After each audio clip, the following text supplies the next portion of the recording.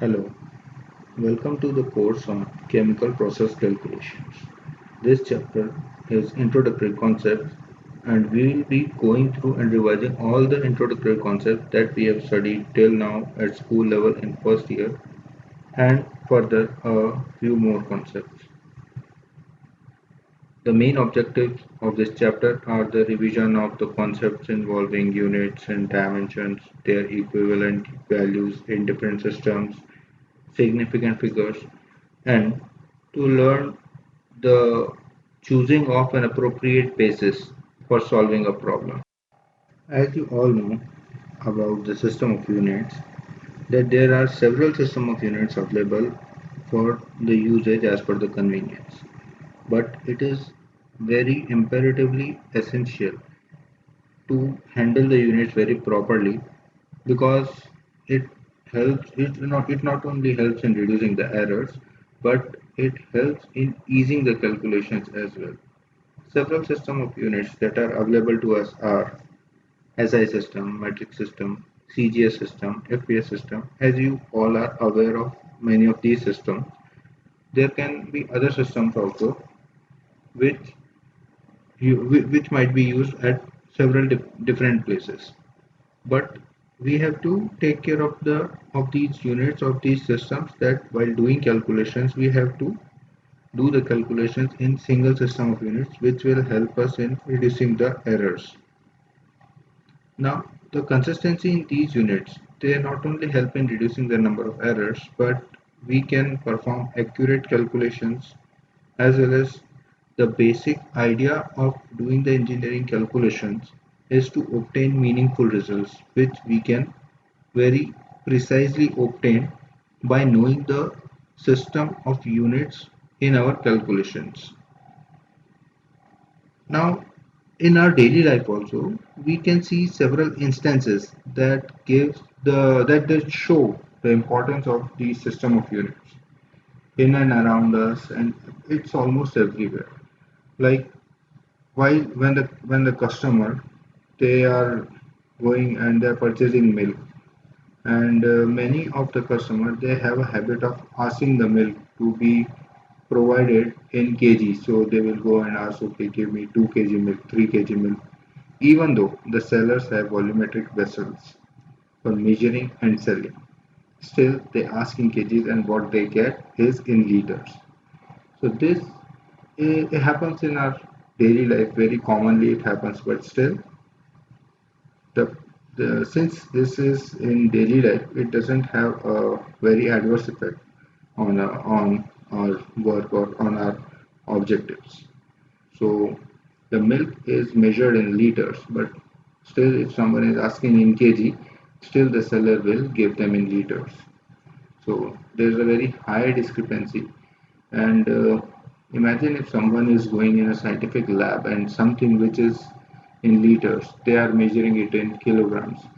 And then there will be a lot of confusion. Then the density will come in, and then all the calculation system, many systems will be affected, and mostly it will be affected adversely. Also, if, another common example is asking someone their height, and usually the heights which we tell to someone are in feet. They are in a FA system. We say 5'5", 6 feet, 6 feet 2 inches, whatever it is. But imagine someone telling their height to be 2 yards. So the first of all, we will not be able to perceive the height to be in yards. So when the perception will not be there, then we will not be able to imagine. Of course, the person, if that person is standing in front of you, you can very easily imagine, okay, what will be the perception of 2 yards. We can very closely convert it into feet. Even if you don't know the actual conversion, you can realize the height of that person and you can convert it easily into feet in your mind. But if that person is not in front of you, if you are referring to someone else and you are not able to see them, then imagining the height to be in 2 yards becomes a bit difficult and confusing. So we have to be consistent in the system of units in not only our calculations but even in our common life. An incident had happened which involved an air crash because of the system of unit discrepancy.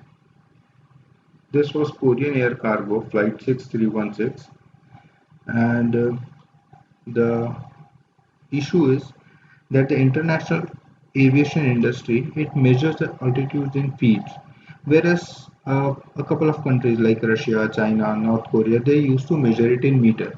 So what happens is that when the airplane is in the air, it is taking its journey, then it has continuous contact with the ground office, and it is getting continuous instructions from the country through which it is going.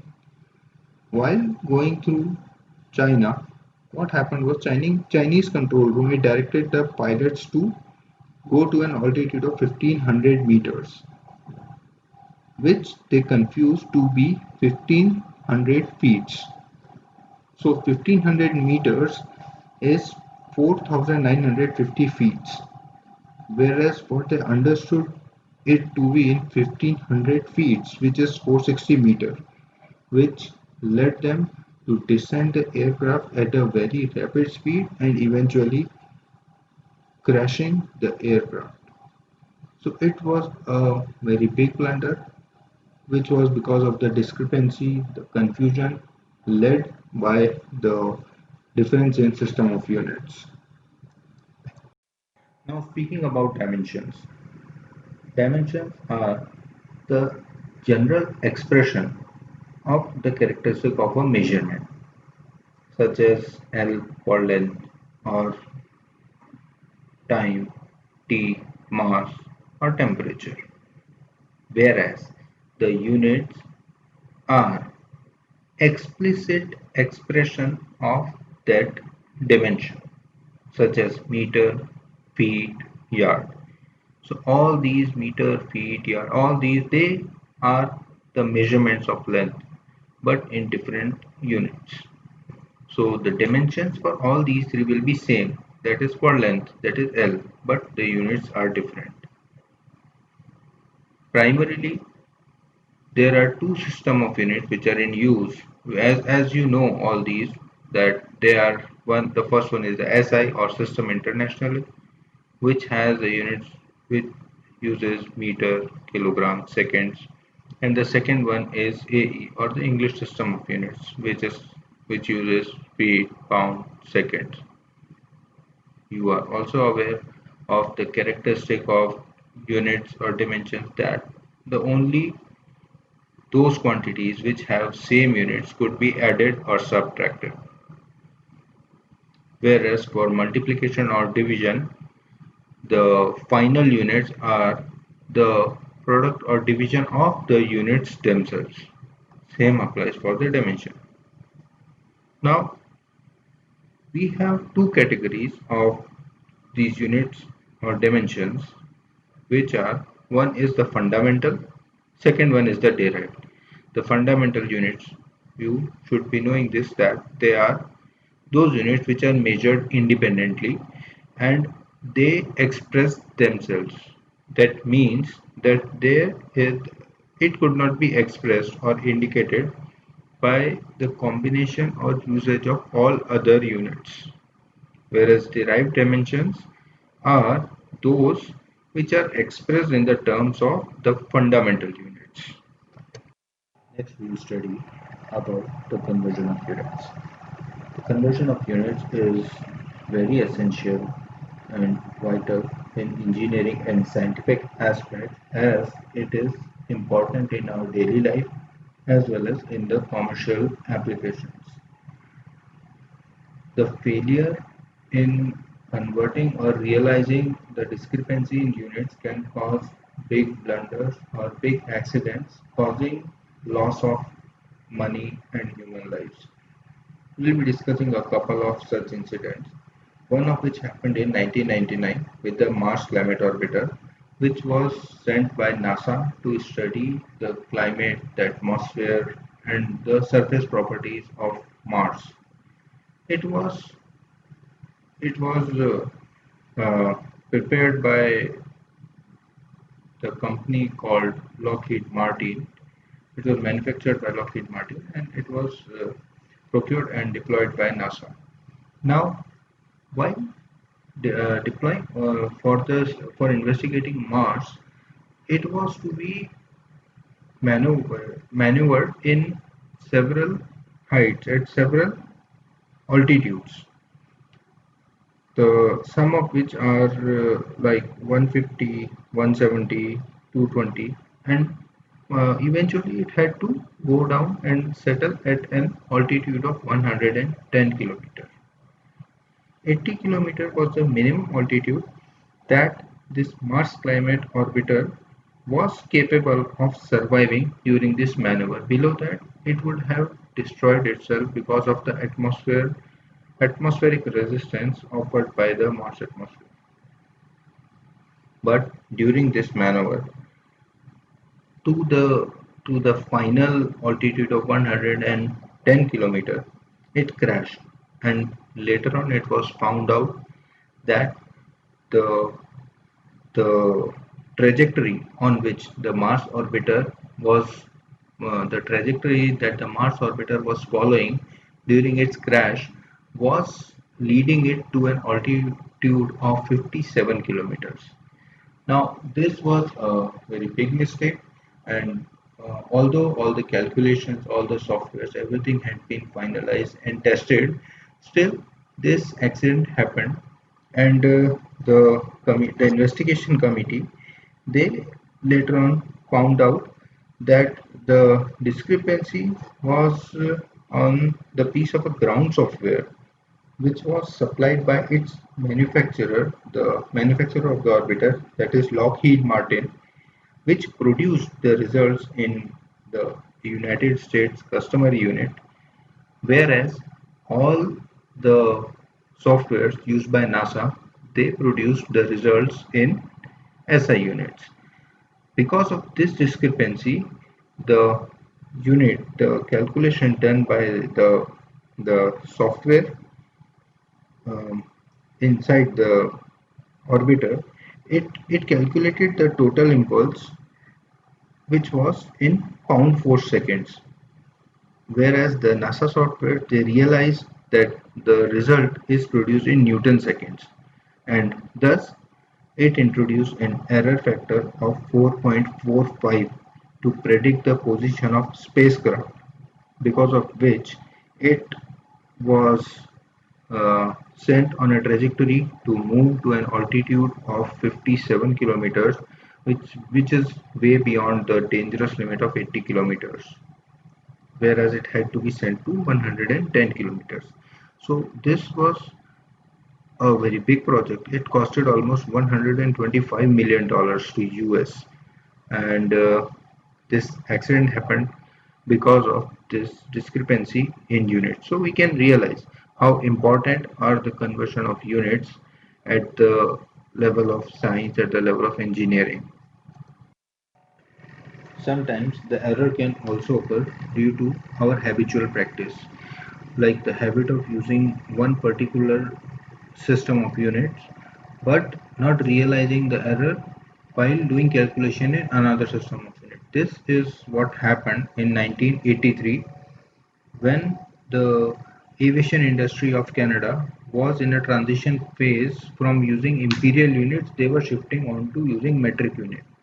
And the first aircraft which was using the metric units, while refueling that aircraft, they mistakenly used the conversion factor of 1.77 pounds per liter instead of 0.803 kilogram per liter, and found out the volume of fuel that was required. So due to this error, the fuel filled was sufficient only for half of the distance that it had to cover in that journey. And thus, after half of the journey, the fuel got exhausted and the engine got turned off, converting the Boeing 767 airplane into a glider and endangering the lives of everybody on board. Hence, we can realize that the mistake, the error that can creep in due to failure in the conversion of units can even cost lives and could result into very fatal accidents. These errors of units can also cause the plans of celebrities to ruin. In an incident, a rock band, Black Sabbath, they had asked an onstage Stonehenge model for a height of 18 inch instead of 18 feet. That made it way smaller than what they had imagined. In another incident, they had ordered on-stage boulders for their set, and those on-stage boulders were built with units of meters instead of feet, which resulted in boulders being made 9 times bigger than what they had planned, and this caused much trouble for their performances. Not only this, we also have to be attentive while using and understanding the meanings that are implied by the terms that we use for representing the units, like pound. So lb is being used for representing force if we write lbf with f in its subscript. It could be used to represent weight or mass by writing m to its subscript. Hence, it is important to understand the implication that is underlying the usage of a unit. Having addressed the basics of units and dimensions and unit conversions, we can move on to the practical application of this information. This indicates towards the basic principle that all equations must be dimensionally consistent. The meaning of this principle is that each and every term in an equation must have exactly same dimensions and units to which it is added or subtracted or equated. Therefore, we can also utilize dimensional analysis for identifying the dimensions and units of various terms or quantities in any equation. While doing calculation and analysis in chemical engineering, we find huge applications of dimensionless or non-dimensional groups. These dimensionless groups are the collection of variables or parameters based on either theory or experiments and have no net units or dimensions. One of the most popular dimensionless groups that you have also studied in fluid mechanics is Reynolds number. The Reynolds number is dV rho by mu, d being the diameter, v the velocity, rho being the density, and mu the viscosity. The dimensions of every term in the equation, by using them, we can verify that the Reynolds number is dimensionless. Conversely, knowing that Reynolds number is dimensionless, we can also find out the dimensions of viscosity. This dimensional analysis could also be used to find out the dimensions or units of different terms or variables in various equations. For example, the terms a and b or the coefficients used in the van der Waals equation. So this will be your homework question for all of you to find out the dimensions of a and b. Next question is to realize the units of numbers that signify coefficients in the equation. For instance, in the next equation, if d is in micrometer and t is in seconds, then you have to find out the units of 16.2 and 0.021. Also, if d was in inches and t in minutes, then what would be the units of these coefficients? Now, let me ask you a thought question that can you prove the accuracy of an equation by checking it for dimensional consistency? You can think upon it and provide an answer that is dimensional consistency and enough proof for an equation to be accurate. Next, significant figures. For this we can say that it is the direct indication of the accuracy of a value. The accuracy which is very vital for the scientific and engineering calculations. Next, we are coming on to a very important topic of this chapter, that is choosing a basis. So what is a basis? A basis is a reference chosen by you for the planned calculations that you want to do in a particular problem. The basis means that whenever you want to do the calculations, you plan to do the calculations in a particular way, and then you have to take something to start with, maybe a quantity or a number, or some amount of something, and then that reference is called the basis.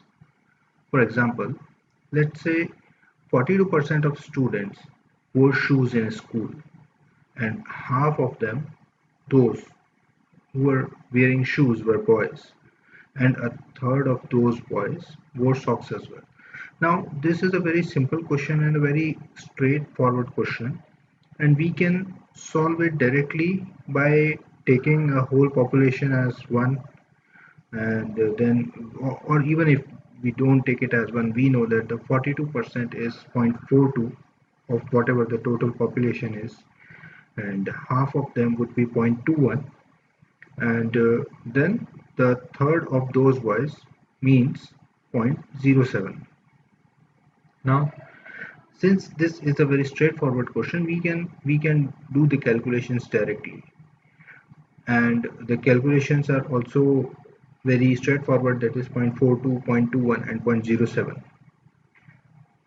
But we can solve it by taking the basis of the total population of students to be 100, and if we take the total population as 100, then 42% will become 42, and those wearing shoes were boys will become 21, and the socks wearing boys will be a population of 7.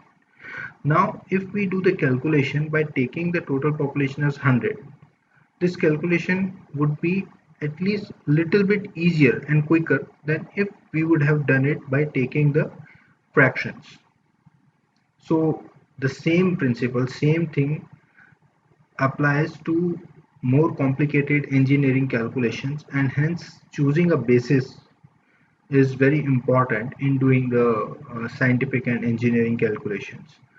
Moreover, more important is not only choosing basis but choosing a correct basis, because let's say in the same problem you choose the basis to be 50, then those students who are boys will become 21, and the socks wearing boy sorry those students wearing shoes will become 21, and the boys among them will become 10.5, and finally the socks wearing boys will become 3.5. So although we don't know the total population, we have assumed a basis, but then the final answer will become such that it will be difficult for us to imagine the solution, to realize the solution.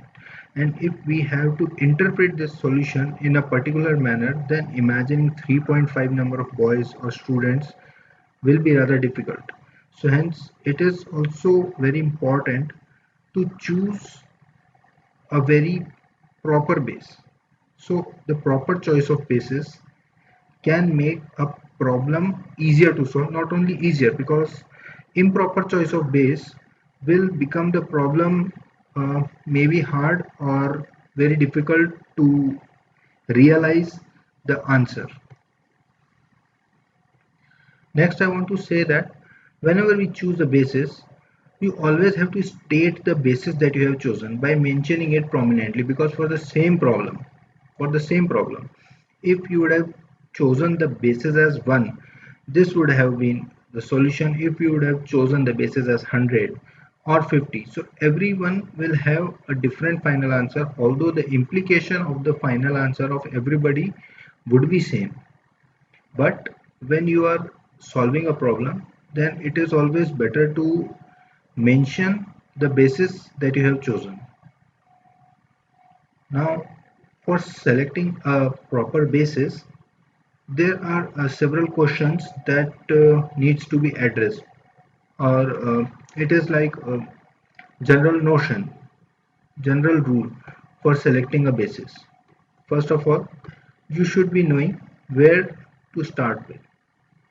That is, if the problem involves liquid, or if it requires moles of water, let's say 100 moles of water, or if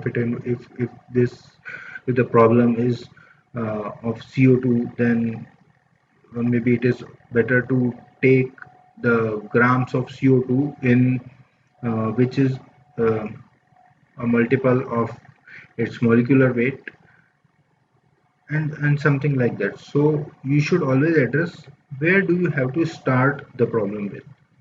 Secondly, always you have to uh, take into consideration what is the called answer, like what answer is called for, because um, what you have to produce as an answer, whether it is amount of the product produced per hour, per minute, per second. So on the basis of that you have to choose the basis, because if the product produced is per hour, then you might have to choose a basis that is 100 liter per hour, or maybe something else.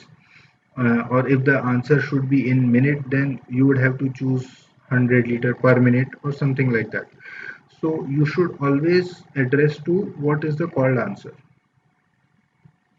Third one is what is the most convenient basis to choose. That is whether it is 100 grams or 100 moles or 100 liter per minutes or 100 liter per second, and this quantity or this number, whether it should be of reactant or product or recycle stream or whatever. So you should always find out in your problem that which part requires, or which part should be assigned with the basis that your problems become very easy, very easy to solve. So which basis would be most convenient, which will make your problem the easiest. And finally, it is usually said, like generally selecting a unit basis or 100 or 1 of something are the basis that works best for most of the problems. Next, we can understand this thing by the following examples, or rather questions that you can do it yourself as a homework.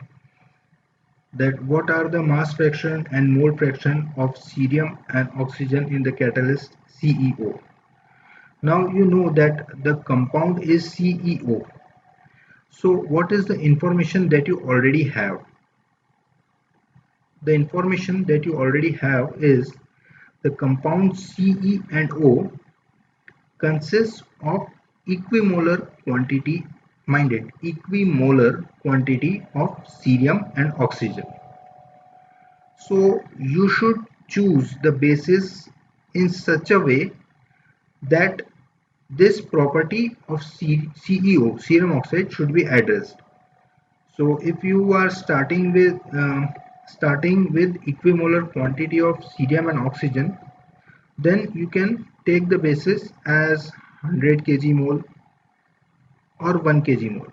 So um, as a hint, I am giving that you can choose a basis of 1 kg mole of serum oxide, and you can do the calculation for this problem. Next question is the gas which contains oxygen, nitrogen and sulfur dioxide in particular proportion. So now you have to find the composition of gas on SO2 free basis. That is, if this gas passes through some absorber and SO2 is absorbed, and then what you are getting as a product is SO2 free gas. Now you have to find out the composition of the gas. So it's not like that you can uh, report that okay, it was 20% oxygen, 78% nitrogen, and 2% SO2. So what's coming out is again 20% and 78% oxygen and nitrogen in what 98% of gas. But you have to find out that from 100%. So a best basis would be taking 1 mole of gas or maybe 100 mole of gas. So the next, taking an example for choosing a basis, is a story that you all might have heard in your childhood. It's regarding Ali Baba having 39 camels. So Ali Baba had 39 camels and 4 sons, and he asked them to take these camels and divide among them in a proportion such that the oldest son will get half of the camels, the second son will get a quarter, the third and eighth of the total camels, and the youngest son will get a tenth of the total number of camels. So now he having a total of 39 camels, and the distribution is to be made such that half, quarter, eighth and tenth of the total will be given to all 4 of his sons. Now the 4 brothers have to divide the camels without killing any of the camel, because obviously once you kill a camel it is of no use. Hence you have to solve this problem, and the question is it just a fun problem or it is a basis choosing problem, and can you find a solution to this problem? You can stop this video at this point and you can think upon the solution to this problem. Now moving on to the solution to this problem, that while the brothers were puzzled and clueless about the solution, a stranger came riding along on his camel. He heard the challenging question and immediately offered his own camel to the sons as a gift, and to be added along with the other camels that their father had given them for dividing. Now, accepting his gift, the total number of camels the sons have became 40, and hence the son started dividing the number of camels as per the proportion told by their father. Now, the elder son, he was to have a half of the total, so he took half of 40, that is 20 camels. The second son, who was to get a quarter of the total, took one fourth of the 40 camels, that is 10 camels. The third son, who had to take an eighth, he took one eighth of 40, that is 5 camels. And the fourth son, who had to take a tenth of the total number of camels, he took one tenth of 40, that is 4 camels. Now the total number of camels that were distributed among all the 4 sons became 20 plus 10 plus 5 plus 4, which equals 39 camels. Hence, this way they distributed the 39 camels that their father originally owned and returned that one camel that originally belonged to that stranger. Now, now I want to ask that how much time do you think it takes to solve the problem once you know the trick? You can think upon it. And I also want to say that, or rather ask that, is this the only way to solve this problem? But there are other ways as well.